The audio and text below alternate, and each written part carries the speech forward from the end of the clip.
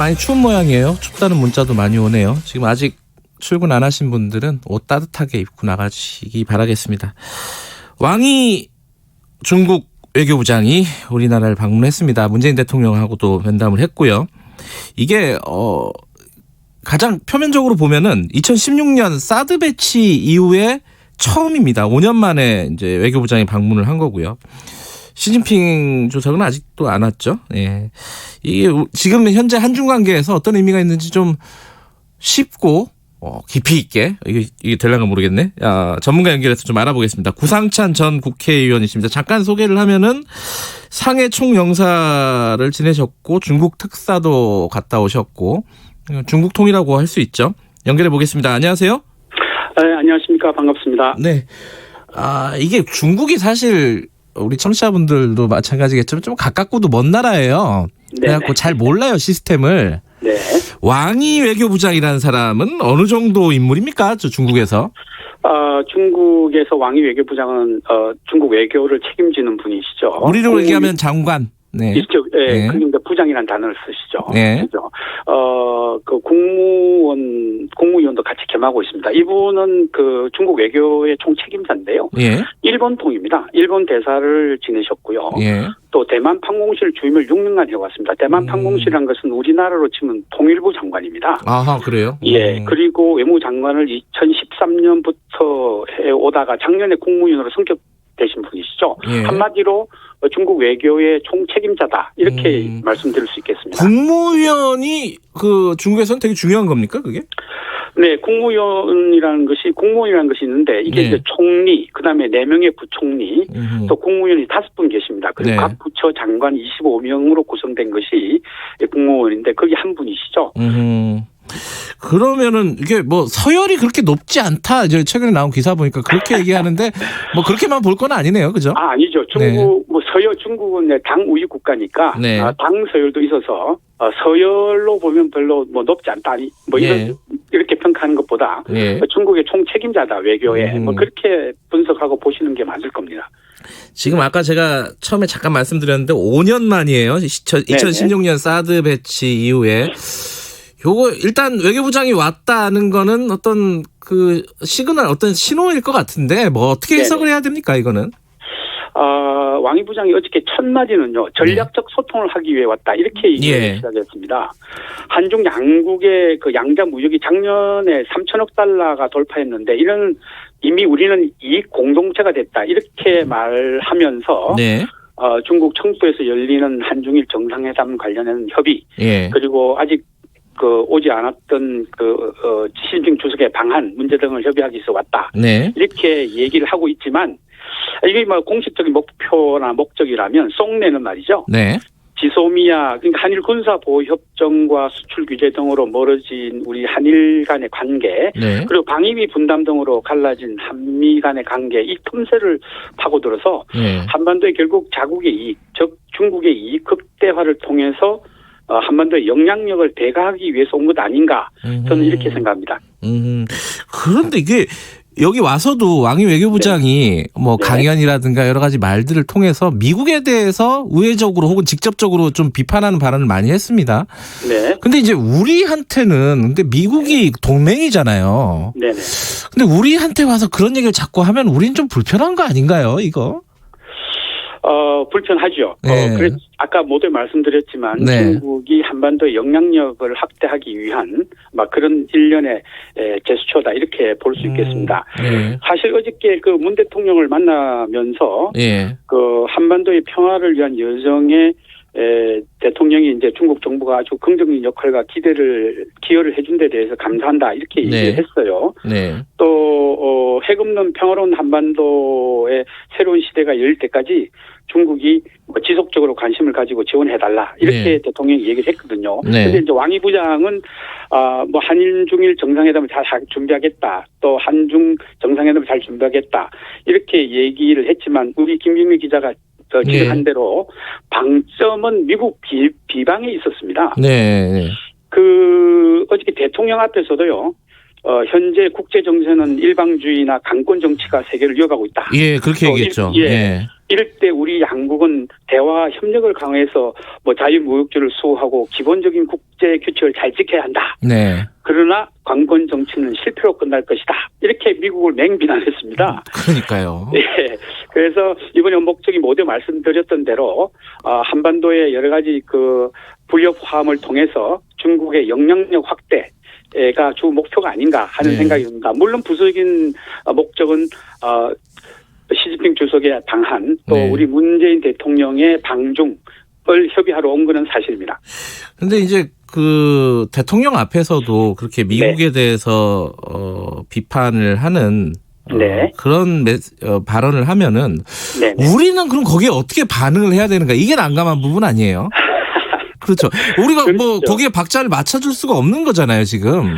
그렇죠. 예. 그래서 이제 이런 것들은 사전에 예. 대통령 앞에서의 그 발언 같은 것도 사전에 많은 조정이 있어야 되거든요. 네. 그래서 이제 뭐 특히 이제 왕이 외교부장이 이 거침없이 말하는 스타일입니다. 예를 들면 아하.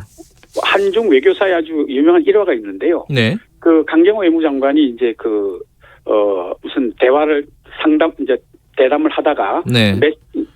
가지고 온 그 메모를 보면서 얘기를 했어요. 예. 그러니까 황 부장이 그 메모 보지 말고 그 장관의 생각을 얘기해봐라. 뭐 이럴 정도로 이렇게 모두 얘기하는 그런 아주 그 외교 스타일이 아주 강성인 외무부 장관이에요. 그래서 아마 우리 대통령 앞에서 그러고 그다음에 모든 그 외교부 장관이 이런 데 자기 생각을 거침없이 말하는 분이에요. 그러니까 뭐 그래서 캐나다 가서도 기자들을 또 혼내가지고 또 화제가 됐던 사람이죠, 이 사람이. 이분은 외교의 그 의전이라든지 이런 것보다는 중국의 이익을 대변하는 아주 강한 중국의 외무부 장관이다. 그래서 시진핑 주석의 사랑을 받고 있고요. 아하. 외무 관료로서 저기 말단에서 여기까지 국무위원까지 성장하신 분이라서 제가 보기에는 굉장히 그 국가관이라 그럴까요? 뭐 이런 게 아주 강한 분이라서 예. 그런 분이 일어났다고 저는 봅니다. 그 시진핑 주석이 한국 방한을 하게 될까요? 그 부분이 좀 관심사 아닙니까, 우리로서는? 예, 저는 가능성이 굉장히 높다고 봐요. 왜냐하면 그래요? 예. 네, 그 중국의 입장이 이제 이 한반도에서 뭐라 그럴까요? 그 영향력 확대, 네. 예, 이런 것을 보면 그 왕이 부장이 꼭 여기 와서 네. 뭐라 그럴까요? 한반도 영향력 강화, 네. 그리고 또 이제 지금 뭐 중거리 미사일이라든지 여러 가지 현안들이 있지 않습니까? 네, 네. 예, 이런 거를 해결하기 위해서도 와서 한국의 민심이나 또 저 문재인 대통령과의 관계를 회복해서 네. 미사일 문제라든지 네. 이런 것을 해결하기 위해서도 꼭 오지 않겠냐 상반기에. 네, 그리고 저는 내년도가 한반도의 세계 상황의 각축장이 될 것으로 저는 보고 있습니다. 네. 미국과 일본 그리고 러시아와 중국의 각축장이 될 텐데요. 선제 방문 효과가 있거든요. 그래서 제가 보기엔 시진핑 주석은 내년 상반기에 중국의 이익을 위해서 방문하지 않을까 이렇게 생각합니다. 뭐 시진핑 주석이 방문을 하면은 네. 미국도 좀 긴장하겠죠. 아무래도 요새 뭐 방위비 분담금 이런 걸로 우리를 많이 좀 뭐랄까요, 좀 괴롭히고 있잖아요, 사실. 그러니까 그렇죠. 중국 시진핑 주석이 한반도를 방문을 하면은 네. 우리 대한민국을 방문을 하면은 네. 좀 미국도 긴장하고 그러지 않을까라는 생각도 좀 들어요. 네네. 뭐 그런 것도 미국의 영향력을 감소시키고 네. 또 중국의 영향력을 극대화시키기 위해서 한국을 방문하면 미국의 태도도 조금은 또 눈치를 보고 달라지지 않을까 이런 생각이 듭니다. 근데 이제 미국은 지금 아시아 중거리 미사일 배치 이거 우리한테 요구를 하고 있잖아요, 사실. 네. 근데 중국은 반대하고 있고. 네네. 그럼 우리는 어떻게 해야 됩니까, 이럴 때? 사실은 말씀이죠. 이거는 전략적 모호주의로 나가야 된다고 이렇게 생각합니다. 예. 중거리 미사일이라는 게 사실은요.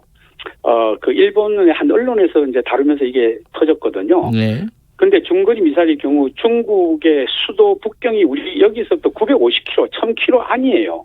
그리고 미국의 타격 대상, 중국의 군부대 등이 이제 소위 1000km 이내에 모두 모여 있습니다. 네. 그래서 중거리 미사일은 사거리가 3000km에서 5000km 정도 되거든요. 네. 그게 그 중거리 미사일인데 네. 중국의 많은 군사 전문가들도 한국에 배치하지 않을 거라고 생각하고 진단을 하고 있어요. 네. 그래서 사드 배치 때문에 놀란 중국의 과잉 반응이 아닌가 저는 이렇게 생각합니다. 오히려 중거리 미사일이 사거리가 3,000에서 5,000 정도 되면요. 이거는 괌이나 필리핀에 배치하는 것이 그 무기 사용의 유효한 방법이겠죠. 네. 소총으로 해결할 수 있는데 그걸 대포로 해결하려고 하는 것은 제가 아니라고 보는 거죠. 예. 그래서 중거리 미사일은 제가 보기에는 그렇게 큰 이슈가 되지 않을 것이다. 이렇게 보고 있습니다. 네. 뭐 중국은 뭐 다르게 볼 수는 있겠죠, 근데. 그죠? 그렇죠. 네. 네. 근데 요번에 왕이 외교부장이 방한하고 할 때 그 네. 사드 사태 이후에 그 중국에서 한한령을 내렸잖아요. 네네네. 근데 그 부분을 좀 해제해달라고 적극적으로 우리가 좀 요청을 해야 되는 거 아니냐 이런 얘기도 있었던 것 같은데 그 얘기는 잘 안 나오더라고요. 제가 그 보도를 통해 들은 바는 네. 외교부에서 그걸 강하게 제기를 했다고 합니다. 아, 그래요? 속 시원한 대답을 받지는 못했죠. 아, 대답은 못 받았지만은 예. 그 중국 사드 배치 외에 우리나라 사업의 전반에 걸쳐서 이제 수출이나 수입에 제재를 가하고 있거든요. 네. 특히 이제 중국 관광객들의 단체 관광객들에 대한 그 비자를 아직까지도 안 내주고 있습니다. 아하, 예. 네. 근데 중국의 공식 발표는 한한령이라는 단어 자체가 없다. 이렇게 얘기를 하고 있거든요. 공식적으로는 그렇게 얘기하죠. 예, 공식적으로 그렇게 얘기를 하고 있습니다. 근데 각 단체들한테 자율성에 맡기고 있다 이렇게 얘기하지만 네. 정부의 그 눈치 보기에 급급한 중국의 사업가들이요. 절대 정상화할 수 없습니다. 그래서 제가 보기에는 이 문제는 말이죠. 네. 정상회담을 통해서 뭐 선물 보따리를 푸는 형식으로 네네. 그렇게 해결이 되지 않을까. 그러니까 속도는 느리지만 해결은 될 것이다. 뭐 이렇게 생각이 듭니다. 내년에 시진핑 네. 주석이 방한을 한다면은 뭐 그때쯤 해결이 될 수도 있겠다 이렇게 예측해 볼 수는 있겠네요. 예, 그렇게 보시는 게 맞지 않겠나 싶습니다. 예. 네. 마지막으로요. 네. 뭐 시간이 길지는 않지만은 이게 네네. 사실 우리가 중국과 미국 사이에 껴서 참 힘들지 않습니까?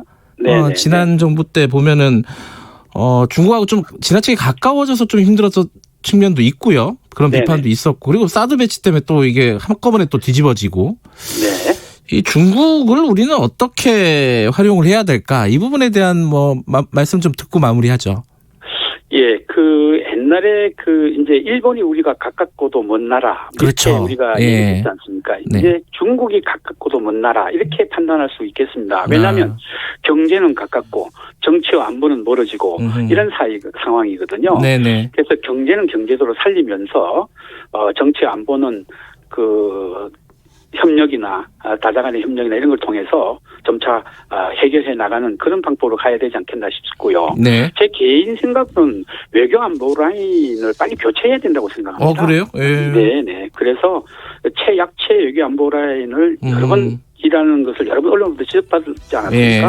그 얘기는 뭐 들을 시간이 지금 없네요. 끝내야 돼서요. 나중에 다음에 한 번 더 듣겠습니다. 예, 그렇게 하겠습니다. 오늘 말씀 감사합니다. 네, 안녕히 계십시오. 구상찬 전 국회의원이었습니다. 김경래 최강사 1부는 여기까지 하고요. 뉴스 듣고 8시 5분에 2부로 돌아옵니다. 아나운서 이혜성입니다. 사연이 왔어요. 요즘 깨끗하고 건강한 물 관리가 중요하다는데 혜성 씨는 어떻게 관리하세요? 물 관리